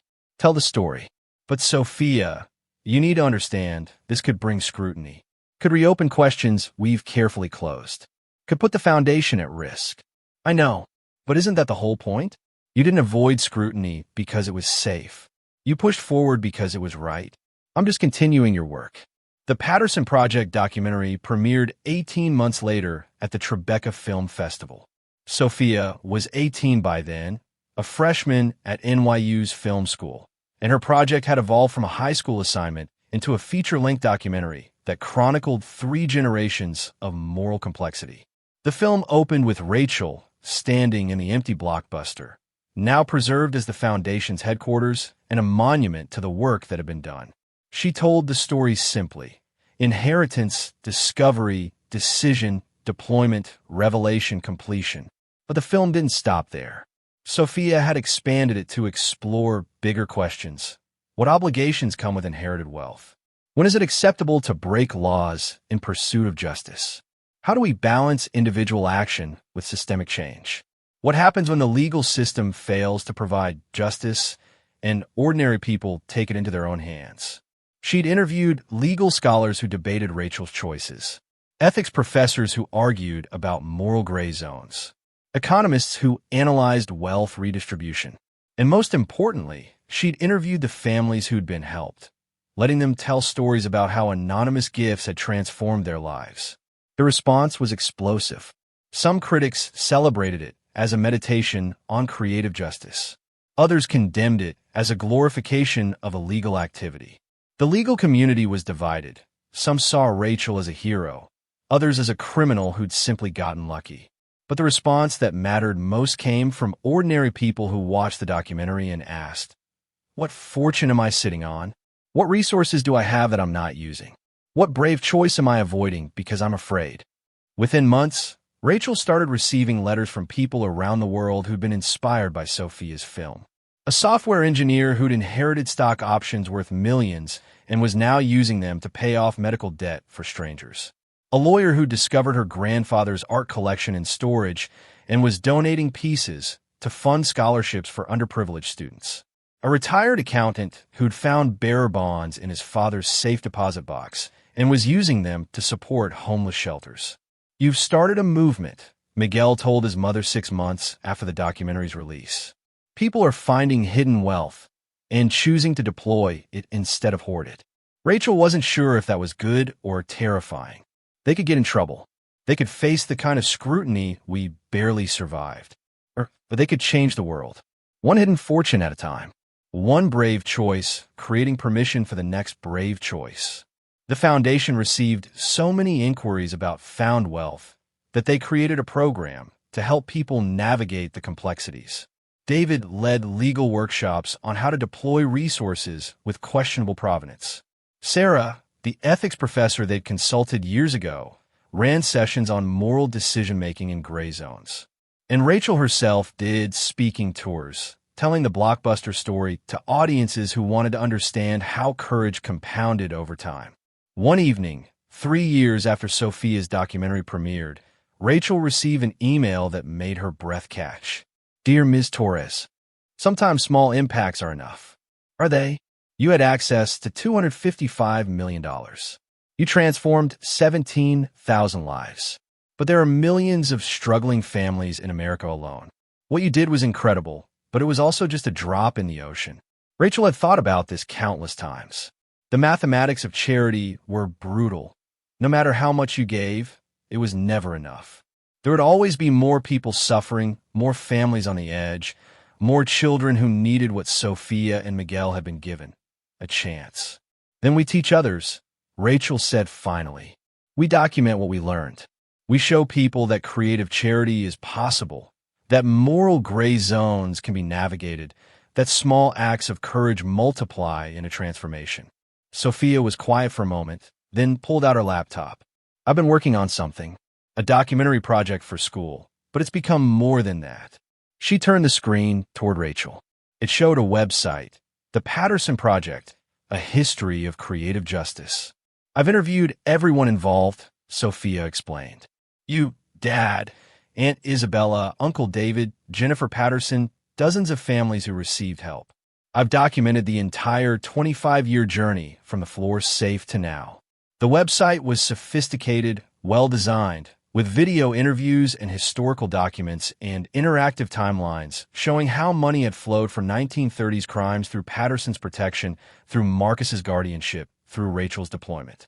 "Sophia, this is incredible, but it's also dangerous. You're documenting things that some people might still consider criminal. That's exactly why it needs to be documented. Grandma, what you did exists in this weird legal space where it might be technically illegal, but was morally necessary. Future generations need to understand that. They need to see that sometimes justice requires breaking rules, that sometimes the right thing and the legal thing aren't the same thing." Rachel scrolled through the website, her heart swelling with pride and fear in equal measure. Sophia had captured everything: the moral complexity, the fear, the courage, the transformation. What are you going to do with this? Release it publicly. Turn it into a full documentary with help from my film professor. Submit it to festivals. Make sure the story doesn't die when you and Dad retire. You'll be admitting your grandmother broke laws. Sophia's expression was fierce. I'll be showing my grandmother chose justice over legality.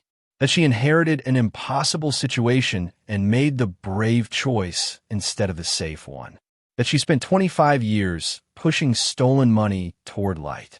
She leaned forward, and I'll be challenging other people to do the same. Not with literal fortunes hidden beneath blockbusters. That's pretty specific, but with the resources and advantages they have. To stop hiding behind, I can't change the system, and start asking, what if I tried? Rachel felt tears threatening. This was legacy, not the money she'd deployed or the family she'd helped, but the courage she'd modeled. The permission she'd given the next generation to be brave. Asterisk, my name is Catherine Walsh. I'm the grandniece of the attorney Harrison Walsh, who helped you with the initial inheritance. He passed away last month at 94. In his personal effects, we found a sealed letter addressed to you, with instructions to deliver only after his death. Asterisk. Asterisk, I've attached a scan. I hope it brings you peace. Asterisk. With admiration, Catherine Walsh. Rachel opened the attachment with shaking hands. Harrison's handwriting was spidery, but clear. Dear Rachel, asterisk, if you're reading this, I'm gone. Good. I lived too long already, saw too much, kept too many secrets. Asterisk. Asterisk, I need to tell you something I couldn't say while alive. Why I contacted you about Marcus's estate, it wasn't random. I've been watching the situation for 35 years, ever since Marcus showed up in my office asking about estate planning for complicated assets. Asterisk. Asterisk, he told me everything. Patterson's story. The floor safe. The burden. He wanted to create a legal structure that would protect whoever inherited it. I helped him, knowing I was facilitating something that existed in legal gray zones. Asterisk. Asterisk, why? Because I'd spent 40 years practicing law and learned that legal and just aren't always the same thing. I'd seen courts fail victims, seen the system protect criminals, seen wealth sit idle while people suffered because no one would make the brave, illegal choice to deploy it. Asterisk. Asterisk, when Marcus died, I made sure you inherited cleanly. I knew about the fortune in the safe. Marcus had shown me documentation years earlier. I knew you'd find it, and I gambled that you'd be brave enough to use it. Asterisk. Asterisk, I was a coward like Marcus and Patterson. I protected secrets instead of pushing toward justice. But I enabled your courage. I created the legal framework that let you work for 15 years before scrutiny arrived. And when it did arrive, I'd already prepared the settlement structure with Morrison's office. Yes, we've been discussing it for years, waiting for the right moment. Asterisk. Asterisk, you weren't lucky to avoid prosecution, Rachel. You were protected. By me, by Morrison, who understood creative justice, by a network of people who believed what you were doing mattered more than technical legality. Asterisk. Asterisk, I'm telling you this now because you need to know you weren't alone. You thought you were making brave choices in isolation, but you were surrounded by people ensuring your courage could succeed. Asterisk. Asterisk, that's how change happens. One person makes the brave choice, and others create space for that choice to matter. You deployed the fortune. We protected you while you did it.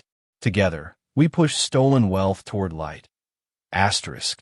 Asterisk, thank you for being brave enough to do what 3 generations before you couldn't. Thank you for proving that moral gray zones can be navigated toward justice. Thank you for showing the world that sometimes the most important thing isn't following rules, it's doing right. Asterisk. With profound respect and gratitude. Harrison Walsh. Rachel read the letter 3 times, tears streaming down her face. She hadn't been alone. Harrison had known everything. Morrison had been prepared for years. The settlement hadn't been negotiated. It had been planned. She thought she was taking massive risks, operating in isolation, gambling everything on courage. But she'd been supported the entire time by people who believed in the mission, even if they couldn't participate openly. It changed how she understood everything. Not the work itself, that remained the same, but the narrative. She hadn't been a lone hero making impossible choices. She'd been part of a conspiracy of justice, surrounded by people who created conditions for courage to succeed. She called Miguel immediately. We need to update the Foundation's origin story. We need to add Harrison, and probably others we don't even know about. This wasn't just me being brave. It was a network of people choosing to support brave choices. Does that diminish what you did? Rachel thought about that. No, it makes it bigger. It proves that courage is contagious, that one person's brave choice creates permission for others to be brave in their own ways. Harrison couldn't deploy the fortune himself. He was too visible, too constrained by his legal position. But he could enable me to do it. And now Sophia's documentary is enabling thousands of others to find their own hidden fortunes and deploy them. Exactly. That's how change scales. Not through one massive action, but through courage multiplying across generations and communities. Miguel smiled. Mom, you keep talking about retiring, but I don't think you can. This work isn't done. It's just evolving. He was right. The Foundation had distributed all of Patterson's fortune, helped all 412 descendants, completed the original mission.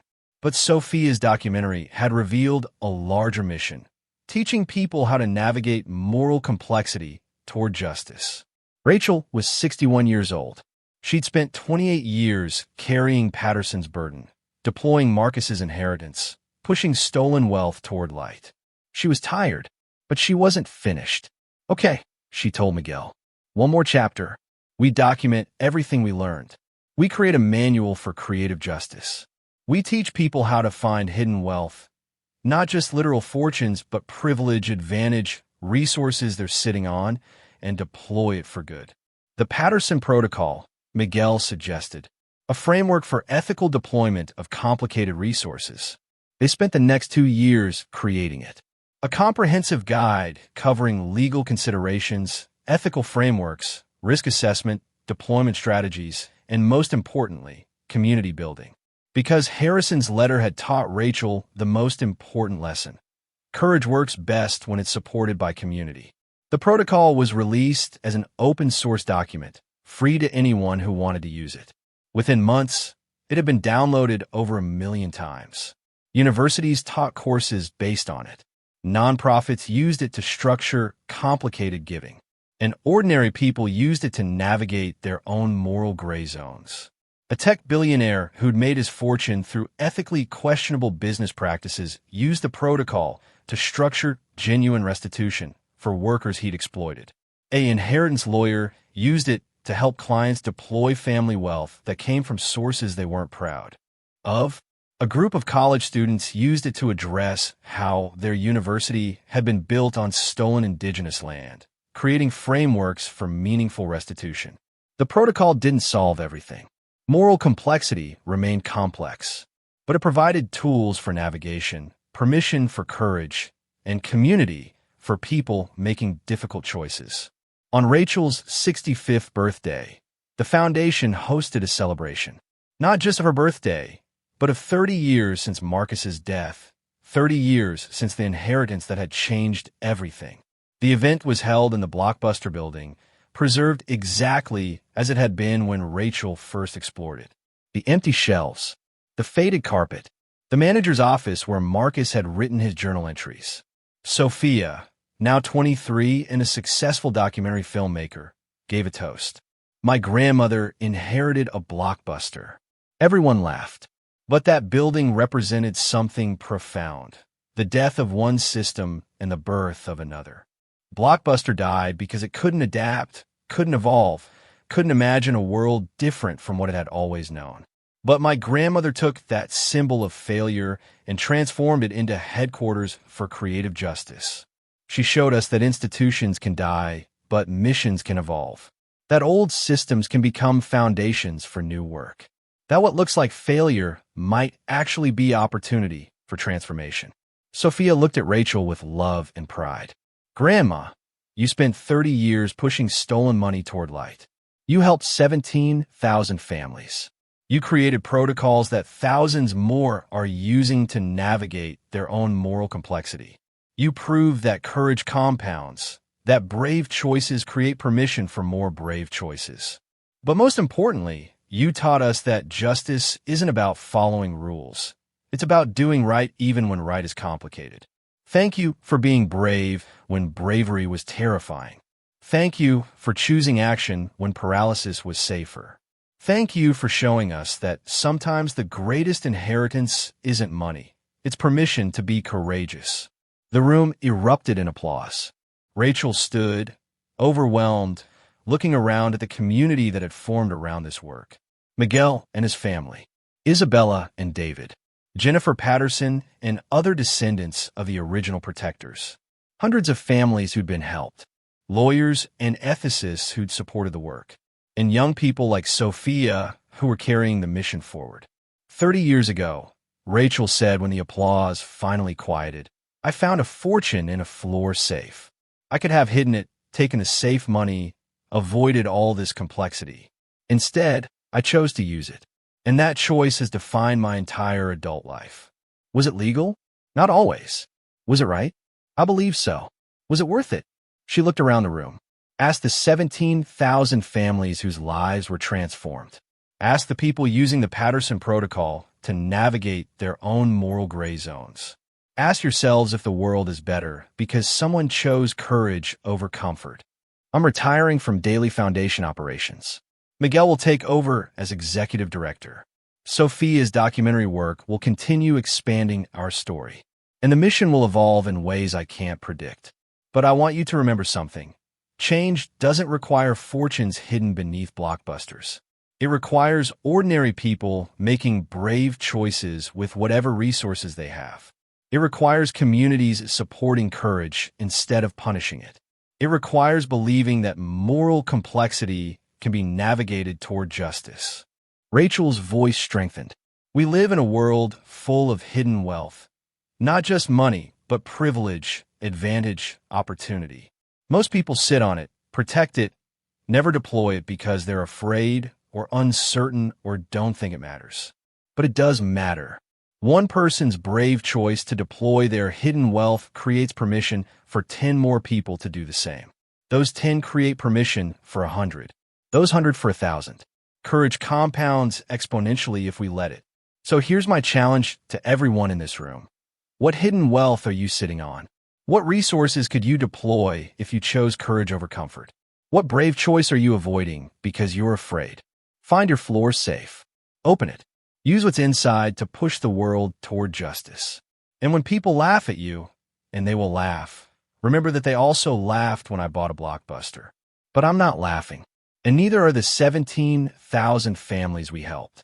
We're living proof that audacious courage, sustained over time, supported by community, can transform the world. Rachel raised her glass. To Patterson, who started this journey by protecting what he couldn't deploy. To Marcus, who continued it by believing in a daughter he never knew. To Harrison and Morrison and everyone who created space for courage to succeed. To Miguel and Sophia and everyone carrying this forward. And to all of you for having the courage to support courage. The fortune is gone. The mission continues. And the proof that justice is possible lives in every person whose life was touched by this work. Thank you for 30 years of believing that stolen money could become justice. Thank you for proving that moral gray zones can be navigated toward light. Thank you for showing the world that sometimes the most important thing isn't what you inherit. It's what you choose to do with it. The room exploded in applause again, but Rachel barely heard it. She was thinking about Patterson, dead for 45 years, whose burden had finally been lifted. About Marcus, who'd loved her from a distance and given her the gift of complicated choices. About Harrison, who'd protected her courage from the shadows. And about herself, a single mother who'd worked 3 jobs, inherited an abandoned Blockbuster, found a fortune, and chose to deploy it despite fear and uncertainty and 28 years of moral complexity.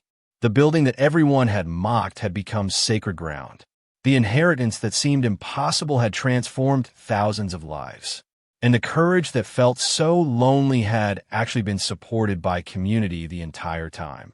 Rachel Torres had inherited a Blockbuster, and with it, She'd inherited permission to be brave. That, she thought as the celebration continued around her, was the greatest fortune of all. Thank you so much for watching until the end. If you love this story, check out the other videos on your screen now.